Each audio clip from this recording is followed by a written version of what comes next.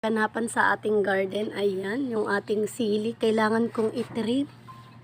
So, ayan, lalabas tayo dito. Ayan yung ating talong na isa, ang payat. Wala siyang bunga. Yung doon sa dulo, yung may bunga. Iisa lang yung bunga nito, guys. Ayan mga bebe, kunin natin to. Ang cute ng bunga niya. Ayan guys, nakuha na natin. Tapos ang ating sili ito guys, ang dami ng bunga. Ayan, may mga hinog na siya. Ang dami niyang bunga guys. Diba? Dikit-dikit yung bunga niya. Ayan. Dun sa dulo meron din.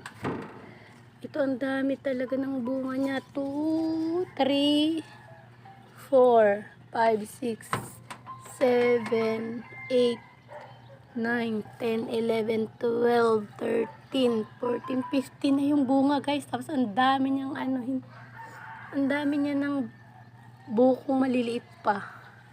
Yung medyo malaki na yung ganyan na kalalaki. Ayan. 15 piraso yung bunga. Isa lang tong puno. So, yun lang guys. In-update ko lang kayo. Ayan yung kapaligiran natin. Ayan guys. Yung kapaligiran. Nasa ibabaw tayo ng bubungan. So, yan yung update sa ating garden. Ang lago na. Maraming salamat guys. Thank you for watching. See you on my next video.